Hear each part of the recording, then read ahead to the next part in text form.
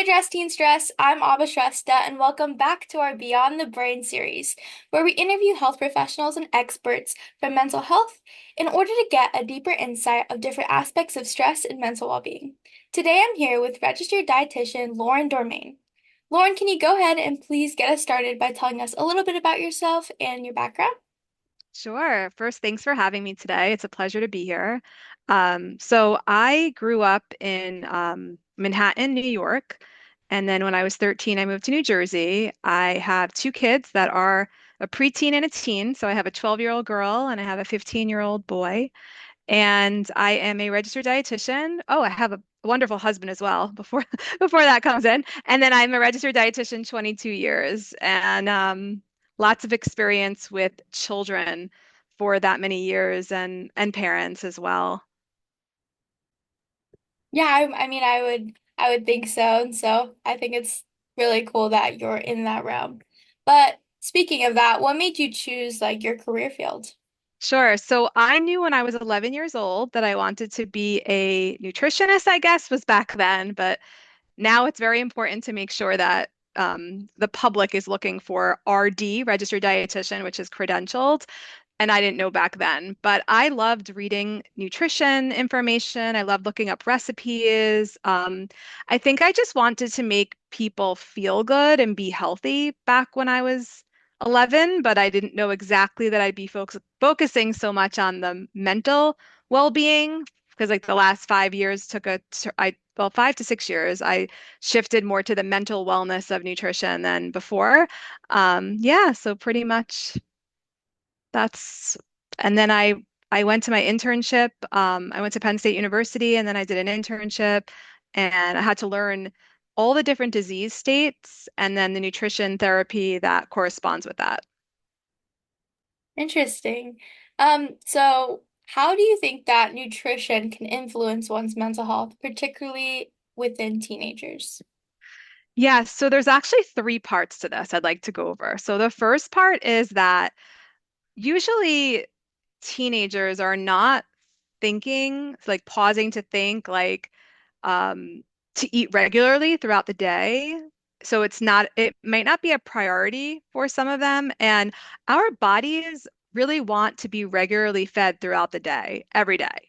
So what will happen is like this rebound effect for most teens that I start working with in the beginning, and then we they understand what they could do that could help them with their mental and physical health. So what happens is if they start the day off with not eating breakfast and not eating a sufficient lunch, what do you think's going to happen later on?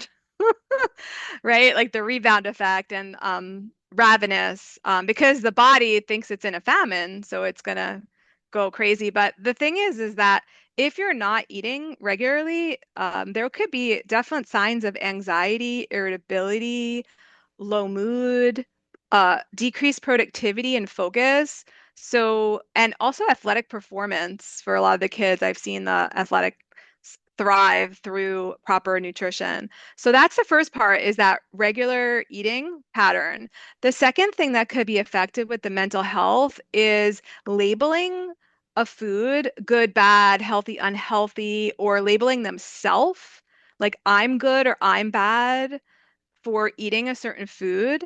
And that could bring on feelings of guilt or anxiety or pressure or embarrassment with food and shame as well. And that is obviously not healthy at all. We don't want to feel those, we don't want to feel guilty with food. And a lot of teenagers actually do because of the way society teaches it and the way our programming is. And then the third thing is that if we do have quality, nutrient-dense foods added, there is a correlation between the foods we eat and our mood. So I can just tell you a couple of foods that are uh, really researched to be healthy for your brain. So there's beans, there's dark chocolate, there's bell peppers, there's fatty fish, there's nuts such as walnuts, and there's what else is there? Avocados are really important, and eggs and berries. So that's a few of them. So if our teens could be more aware and mindful to add some of that, even if it's one or two of those a day, with their regular eating patterns and not label foods good or bad, healthy, unhealthy. Of course, there's more foods that are nutrient dense, but you're never bad for making a choice of a food. So that would be my top three tips. And then how do you think that families can support their children when developing a healthy relationship with food? This is a great one. I do a lot of parent workshops, and I think that parents have a lot more to unlearn than to learn, unfortunately. And when they are open and responsive to relearning, that less of a focus on what the child is eating, but the the the family connection and the love and just how they're feeling when they're eating, right? So we want to make sure that child feels like comfortable and confident and calm around all foods and to offer variety, not to say, oh, you just eat more broccoli and then I'll give you a brownie, because that's something that parents may say because they just thought that's the way that they should advise their children to eat. However, in my experience and all of the research, it shows that when you're not making food all neutral, that hierarchy, like it almost like glimmers and like glistens, and it's this like really special thing. And kids will like the vegetables less and less the more that they do that. So we really want to offer just that variety. Some parents do even offer dessert next to the green beans, next to the fish. It's just food. It's not a big deal. And if parents could avoid saying anything at body comments or any comment about food, like how could you be hungry or do you need to go back for seconds? Like that, it's kind of it's a disempowerment, even though the parent might think that it's something that would be helpful. It's actually the opposite effect happens because the child does not feel trusted by their parents. So really the key strategy for parents is just to for them to read up more on what a healthy relationship is with food and body and mind through more of intuitive eating children books, and understanding that will set up their child for success and prevent the risk of eating disorders in the future. And in your experience, how do you think that mental health and physical health intertwine with one another? Okay, so without your mental well-being and your mindset, you can't have achieve a physical health that you want. So it really is correlated directly. So what I like to, if it's okay with you, can I explain some habits that I think are great for mental and then it helps the physical health. So the the six main habits that this all intertwines, and you make better decisions and better choices more helpful when you have these basic habits in place from day to day. And nothing is perfect. It's just progress. And even if you just worked on one habit a month or a week, whatever it is. So the first is hydration. All right, want to make sure we're getting half of our body weight in ounces. I don't know if you knew that. You did? Great. The next is nourishment, just like we talked about before, eating regularly throughout the day, 3 meals, 2 to 3 snacks, and adding those nutrient-dense brain foods. We want to do stress management as well, so mindfulness and even some self-reflection time. I don't think enough teenagers are doing this, but I do recommend my kids do at least 5 minutes a day of whether it's journaling, music, just being alone with themselves. Some sun and nature is important and some movement would be important as well. So those would be the keys to mental and physical well-being. Thank you so much. So I know that you're the founder of the Nine to Nourished Experience. So can you talk a little bit more about what that is and the motive and impact behind that? Sure. So I'm actually wearing the all of the ingredients on my hand. All the bracelets have the ingredients. So My successful teenagers and adults who have worked with me, these are the 9 core lessons and the things that they integrate into their lives in order to be successful and have a healthy relationship with food, with body, with mind, and with themselves. And just to feel just so much better and feel just confident and calm around food. So they are vision, beliefs, self-love, thinking, coping, regulating, nourishment, movement, and expectations. And when you can integrate all of those little by little, it's typically a 6 to 12 month process. By the end of a year, you will be able to have this beautiful relationship, strong relationship with food and your body and your mind. I actually love that. I've never really thought about it like that before. And so Mhm. the fact that you have like a plan set with the nine nourished like ideologies, that's really awesome. And I think that's really helpful as well. Thank you. And I always tell people like I would not have been able to have found that method and found that experience without learning from my clients for the last, I would say over the last 3 to 4 years, I kind of put this together and I'm like, what does everybody do? Because everybody, a lot of people do have methods out there that work. There's books with methods, there's all these things. I said, well, what do I do that helps my clients really move toward a life that they want with food in their body? And this is what I found works and the way that I developed it. And then everyone listening today can read this for free. It's the Nine to Nourished 54-page guidebook. Yeah, that's like So awesome. that's a great resource. I'd love to like link that in our bio. That's awesome. Thank you. I appreciate it. And then my next question to you is how do you approach teaching inclusive health and nutrition in schools and why do you think that's important? Yes. So it's important because you want to remove any shame or guilt or anxious energy around eating, right?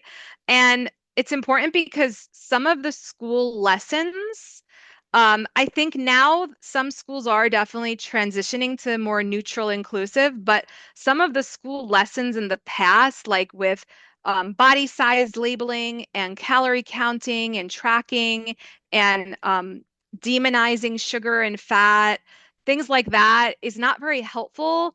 So instead, if we focus on healthy behaviors and actions, and remember that all comes from our mental health again, right? Because we can't think from a rational brain when we don't have those basic habits in place. We can't make helpful choices. So it all stems from that. And the 5 main areas, I wrote an article that you can link as well about the inclusive nutrition. I wrote it for a teacher's blog, and it goes through in detail these 5 key core lessons is navigating nutrition misinformation. That is key. There's studies being done that about 2 to 10% of information on social media or even media is actually accurate when compared to the public health guidelines and registered dietitian guidelines. The next is mindful eating. The third one is building your body image resilience. The fourth one is weight stigma and body bullying. Now, on Monday, I'm actually teaching uh, support staff, mostly school counselors and nurses, all about beyond the mirror. And I'm presenting the body bullying, be free from body bullying. So I'm very passionate about this topic because students who are being bullied and the bully themselves really need to understand more about weight stigma and body image resilience. And then the fifth area is the self-care behaviors so that in an inclusive nutrition environment, we're teaching about adding fruits and vegetables and whole grains, adding movement, adding fiber, making sure you're getting proper sleep and rest, making sure you're getting social connections and fun, making sure you're getting sun. So there's a lot of behaviors that we can focus on that don't that aren't vague. They're more specific and they really zoom in on the big picture, the whole person approach, not just saying like avoid sugary cereals or don't go to fast food, because you are allowed to do that. You have to think about, does it make you feel your best? Do you do it from time to time? think about your immune system and things like that, but not to demonize, to come at it from how do I want to respect and care and love myself? Do I respect and nourish my body kindly or unkindly? Yeah. Can you share your perspective on what you think today's current state of teen mental health and stress is like compared to how it was when you were a teenager? Sure. So I grew up in the 90s. I grew up, I was a teenager in the 90s. So it was very different in terms of comparison and information overload. I think those would be the two main things. Like, um, I didn't know what everybody was doing all the time, and I didn't compare myself as much. And I think that we kind of need to have this suit of armor and this filtering like these lessons taught to teenagers about is that does that make you feel good? Is that helpful to see? Maybe you want to, you know, unsubscribe or delete or block or whatever you need to do if something's not making you feel so good on social media. But of course, there's so much on social media that does make you feel good and happy, and it's a wonderful tool as well. But the information overload from all of the images and the videos is not really the way our brain was meant to work in this. It is working like that, but it's not how our brain really wants to work. So teaching that the teenagers having a toolbox with skills on how to cope with their emotions, I think is huge, and how to like sit with their emotions and process it and not label them and not judge them. It's huge to be able to learn the skill for stress management and emotion management. Yeah. Why do you think that is important to be educated on the topic of general just mental health and stress? Well, stress could greatly impact you. Your cortisol level could increase, inflammation responses. You could become sick and not feel your best. And I would think that most people in general want to thrive in this world, not just survive. And, so that would be if you're, I think if you're feeling stressed and you're going to need to learn some coping skills for stress management, but also going back to those basic habits. You'd be surprised how simple they are. And if people are consistent with them, they actually are more stress resilient. So like there might be stressful situations and uncomfortable feelings going on, but they're better able to manage and cope in a different way than they were before because they moved their body, they got nourished, they were hydrated, they got some sunlight, they got their sleep. So just that is a huge makes a huge shift in someone's life. I've seen personally in many, many lives. Yeah, also like bringing love and kindness into that like feeling of I am this or I am that, like more compassion for yourself, instead of labeling things like I'm feeling this is probably a better statement than I am, because that's more of taking on a label and you're teaching your brain that's what you are.